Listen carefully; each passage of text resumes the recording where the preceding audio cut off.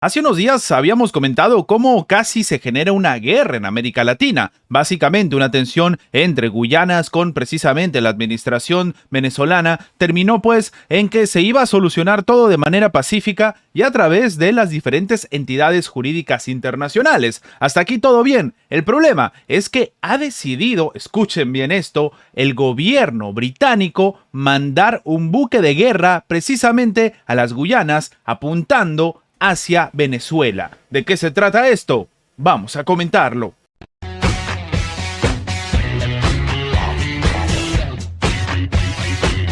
El ministro de Defensa venezolano, Vladimir Padrino López, acaba de calificar de una provocación directa el envío de un buque de guerra británico a Guyana. Esto, según dicen, para apoyar al país caribeño en la disputa con Venezuela por el territorio del Esequibo. Pero esto llama la atención. ¿Qué clase de apoyo es precisamente este si se supone que lo van a solucionar de manera pacífica e incluso se van a ir a entidades jurídicas internacionales? ¿Desde cuándo es un apoyo mandar un buque de guerra para ganar un conflicto entre comillas judicial? Pues esto es lo que está empezando a preguntarse en este caso el propio funcionario venezolano. El mismo, parafraseándolo, dice: ¿un buque de guerra en aguas por delimitar? Y entonces, ¿y el compromiso de la buena vecindad y la convivencia pacífica? ¿Y el acuerdo de no amenazarse y utilizar la fuerza mutuamente en ninguna circunstancia? Seguimos alertas ante estas provocaciones que ponen en riesgo y también la estabilidad del Caribe y nuestra América, publicó Padrino López en su cuenta de Twitter, o más conocido como X, el domingo por la noche.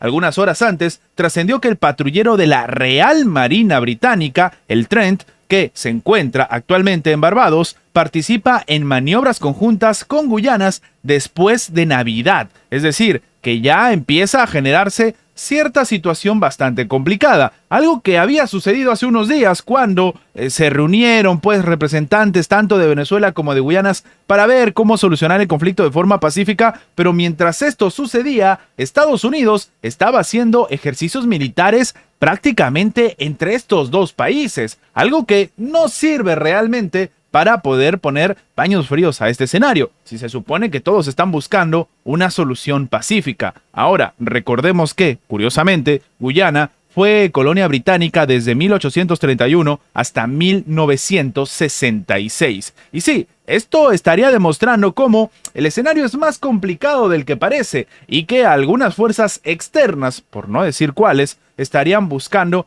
que no necesariamente la situación termine, en este caso, de manera pacífica. Ahora, el pasado 18 de diciembre, el canciller de Venezuela denunció que el Reino Unido insiste en intervenir en la controversia territorial con Guyana por el Esequibo, después de que el ministro británico para las Américas y el Caribe, David Raleigh, había visitado Georgetown para reiterar su apoyo al gobierno de Guyanas, algo que no tenía sentido porque se supone que ya habían acordado la forma de solucionar esto. Ahora, la visita del propio funcionario se dio luego de la reunión la semana anterior de los presidentes tanto de Venezuela como de Guyanas y que habían dialogado sobre este diferendo territorial. Claro, esto para algunos expertos solamente sirve para poner más leña al fuego y lo estarían logrando. De hecho, los mandatarios se reunieron en San Vicente y en las Granadinas y celebraron el encuentro bajo el auspicio de la Comunidad del Caribe y de la Comunidad de Estados Latinoamericanos y Caribeños. Ahora, entonces, ellos más o menos habían logrado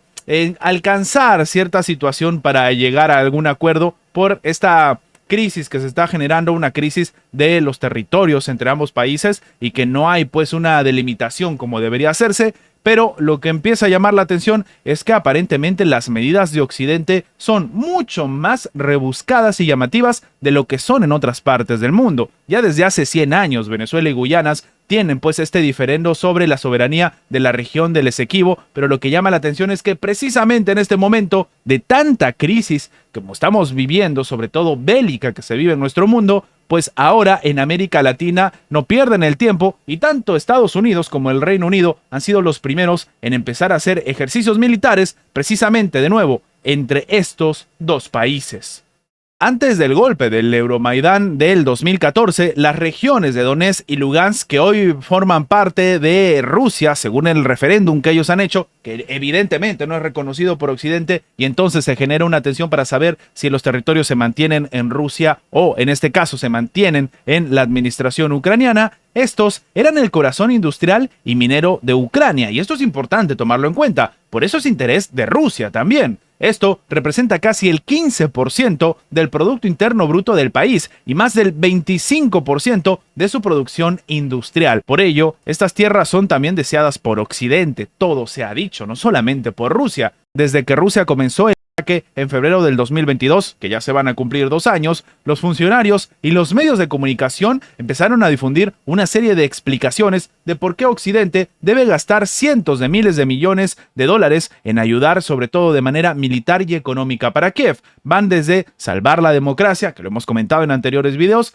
hasta defender a la OTAN de una supuesta agresión rusa. Sin embargo, lo que ha sucedido es que se estarían filtrando algunos motivos económicos ocultos, entre comillas, tras esta crisis. Y en este caso se dice de que, se tienen que hacer con el control de las tierras fértiles de cultivo de Ucrania o de enormes reservas de recursos sin explotar.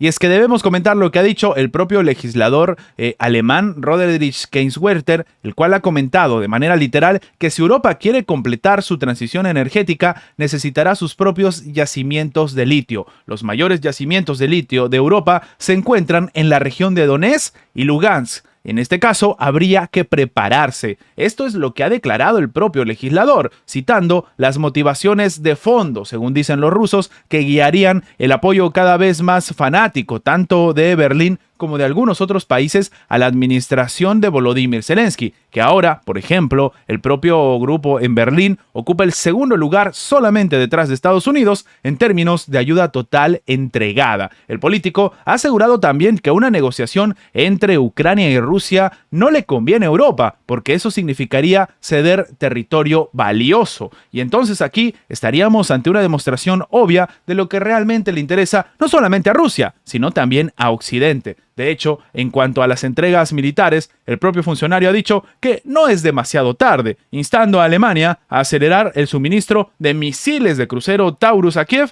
y de dejar claro a Moscú que Ucrania tiene un futuro dentro de la OTAN. Los propios comentarios de este funcionario ayudan también a entender cuál es la verdadera estrategia detrás de todo esto. No era un misterio, en este caso, las intenciones que tenía la propia administración de Vladimir Putin, pero lo que estamos viendo es que Europa tampoco se quiere quedar con los brazos cruzados, porque o lo necesitan ellos para la transición energética, como dice este funcionario alemán, o porque sencillamente no les conviene que sean de dominio ruso. Cualquiera de los dos lados demuestra cuál es una de las principales intenciones que tienen con respecto a Ucrania entre estas dos potencias. Antes de terminar, los invitamos a que se hagan miembros del canal para que, además de tener acceso a la pestaña de comunidad donde publicamos muy a nuestro estilo las diferentes situaciones que suceden en la geopolítica actual con diferentes artículos y, como siempre, sin seguir ninguna agenda como hacen algunos medios tradicionales, también van a tener acceso previo a poder ver los videos antes de su publicación en las horas normales, en una forma de agradecerles a todos los que hacen posible el mantenimiento de este proyecto. De nuevo, por solamente $1.99